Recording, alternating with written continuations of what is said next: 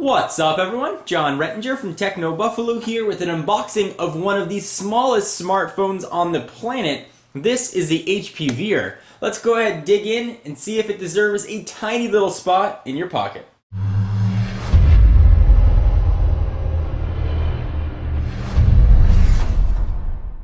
Alright, so this is going to be coming to AT&T on May 15th for just about 99 bucks. Here is the box. Gone are the Palm branding we've seen on previous WebOS devices. This is the first actual release of a WebOS device under the HP regime. It's part of their small, medium, and large campaign, with the small being the Veer, the medium being the upcoming Pre 3, and the large, of course, being the touchpad. So we got a different looking box than we've seen on previous HP and Palm devices. Go ahead and slide that off. There's a bit of a sticker down here.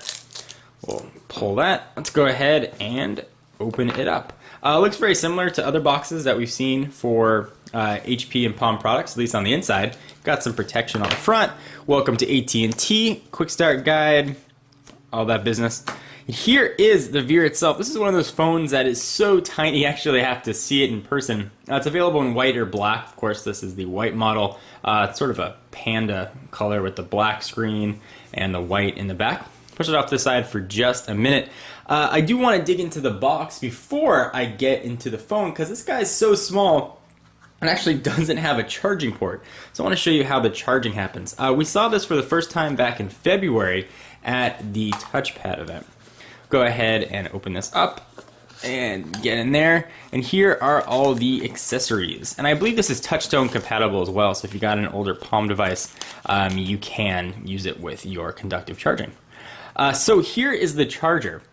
If you go ahead and see on the side, it doesn't have a micro USB port. It's got that weird sort of thing on the side. Due to its size, it was too small to include. So it's actually magnetic. Go ahead and just sort of put it near there. It'll snap into place, and you can plug this in. Just something to keep in mind. Kind of neat. What else you're going to get in the box is a wall charger, and I have no idea what this is. Tiny little black something. Let's go ahead and see what we got. Oh, it looks like a cover and a adapter if you want to use that same port we're talking about for charging for a 3.5mm headset jack. Again, due to the phone size, evidently that couldn't be included. So if you want to listen to your music, you're going to need this little adapter. I would have had no idea what that was. We're also going to get the little Palm wall charger there. Okay, so enough of that. Let's go ahead and talk about the phone and see what specs this little guy brings to the table, because it does pack a pretty big punch. While I'm talking, I will power it on. I believe that's the power button, look in the upper right hand corner.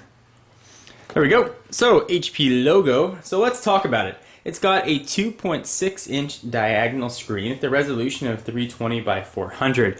From a dimension standpoint, it is 54 millimeters by 88 millimeters by 15.1 millimeters. Very, very, very thin. It's being powered by an 800 megahertz Snapdragon processor. So despite its small size, it actually should be a pretty quick device. It's got support for AT&T's HSPA Plus network. You can use it as a Wi-Fi hotspot for up to 5 devices.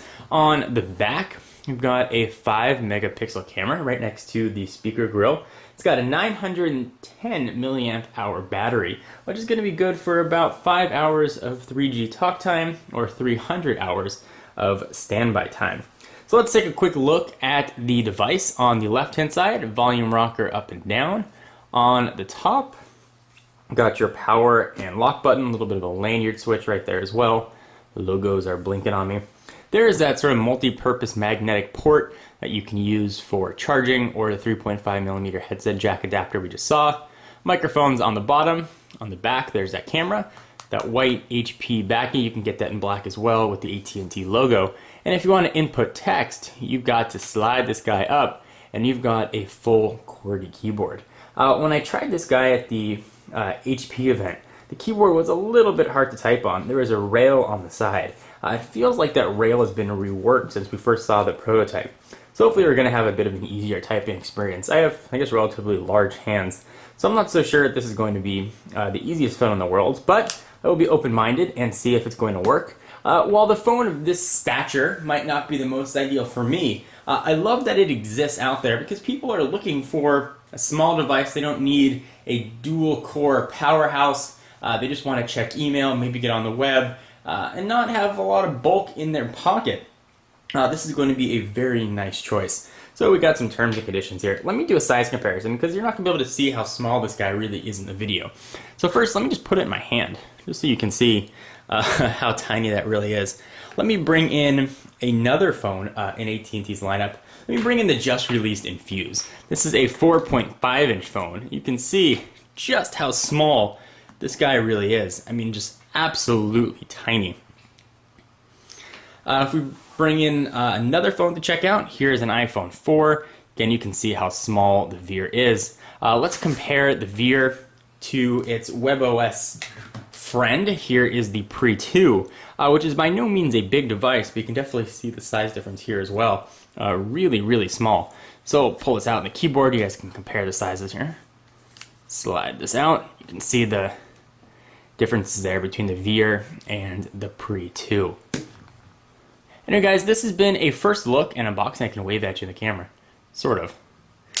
A first unboxing and first look of the WebOS powered HP Veer for AT&T. I'll put this guy through the paces, do a full test, and see if it deserves a small place in your pocket.